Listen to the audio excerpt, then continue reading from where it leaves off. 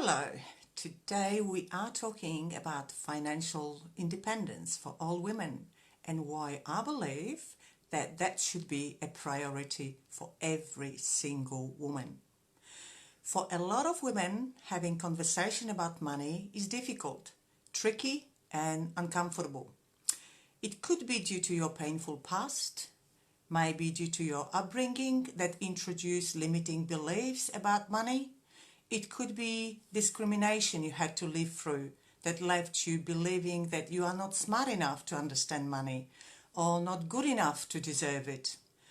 Well, I'm here to tell you that this is none of those things. You are smart enough, you are worthy enough, and you deserve great life. You deserve wealth and security that money provides. You deserve choices and control that money introduces as a security for us, for our life. When I was preparing information for tonight, and I was doing my research, I was shocked to discover that even now, almost 40% of women say that they are not treated equally to their partner when speaking with finance professionals, such as, for example, application for the loan, or speaking to financial planner, or accountant or solicitor.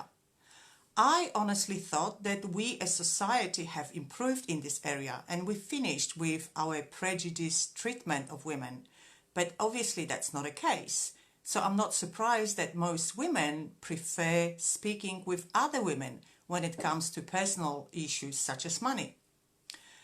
Financial literacy and creating financial independence by women is a topic that is extremely dear to my heart. Why? Well, I am a very private person. I don't really talk about myself. I've done a lot of videos and I don't really mention much about my life, but I think that in here it's pretty important. As you can tell, I am a migrant to Australia. And for many years, when I first came to Australia, for many years, I was a struggling single mother. So I actually can fully understand every single woman that has to go through difficult life by herself. Also, when I was young, it's horrible to say that, but when I was young, I was really naive. I was trusting every single stranger who appeared to be nice. And believe me, I was taking advantage of financially so many times that I am just ashamed to admit. But I was really blessed and that I've come across few amazing women who at the time of really the darkest moment, they just arrived in my life and they helped me. And that sort of opens your eyes knowing that, you know, women care and strangers care, and that all of this, a lot of things that happened in my life created me the way I am and why I'm doing what I'm doing. I saw my mother having to work 2 jobs for over 20 years after my dad had heart attack. I'm Polish, my parents are there, and back then there was no personal insurance.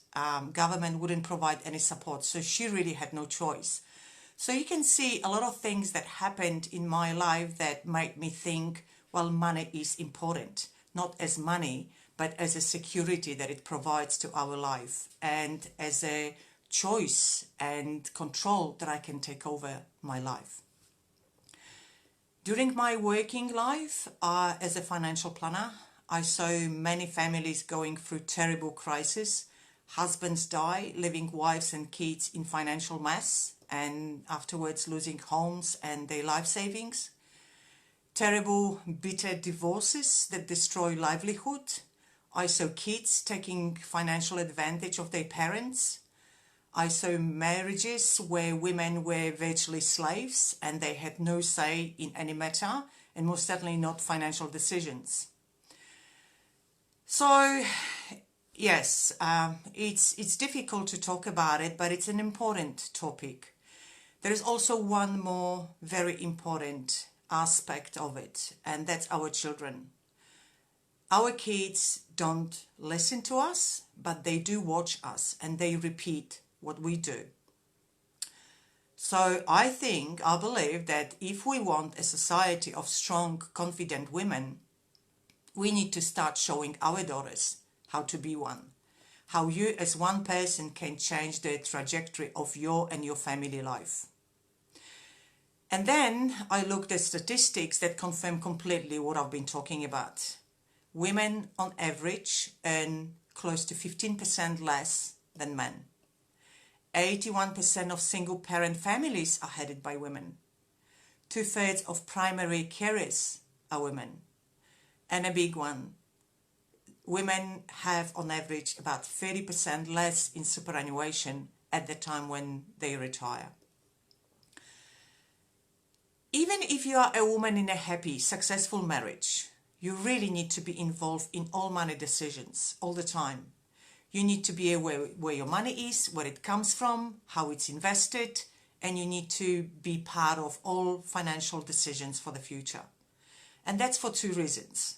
One, so you can make sure that your benefit is equal and protected, but also, should something happen to your relationship, like death or divorce, that you can continue confidently living as a single person and you know exactly what to do. The issue of divorce is greatly underestimated, and most women are never prepared for that. And in 9 situations out of 10, that's women who are left with children, and very often there is a battle to get any alimony from the father. Now, in Australia also we continue to have gender pay gap.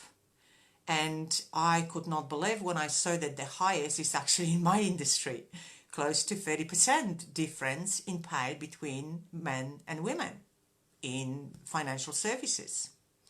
Then, as I said before, women end up with so much less in superannuation at the time when we are ready to retire.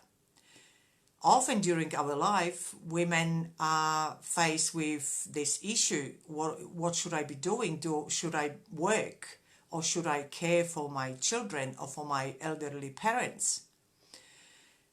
Liz Broderick, she is a former sex discrimination commissioner. She said, work and care should not sit at opposite ends of one hard choice.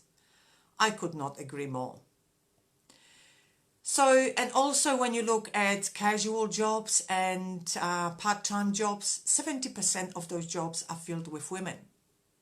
Women are 7 times more likely to leave work during parental leave, and women spend twice as much time on unpaid work than men.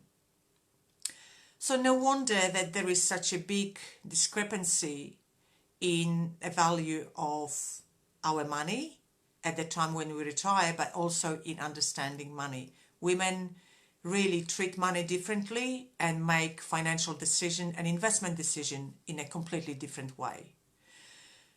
As I said, this is a very important topic for me, so this is the reason why I'm talking about it. I think that we really need to look into complexity of it. I will continue this discussion tomorrow. If you enjoy this video, please like it, share it, and let me know if you know anybody who experienced anything that I was talking about before. And I wish you a very nice evening. All the best. Bye.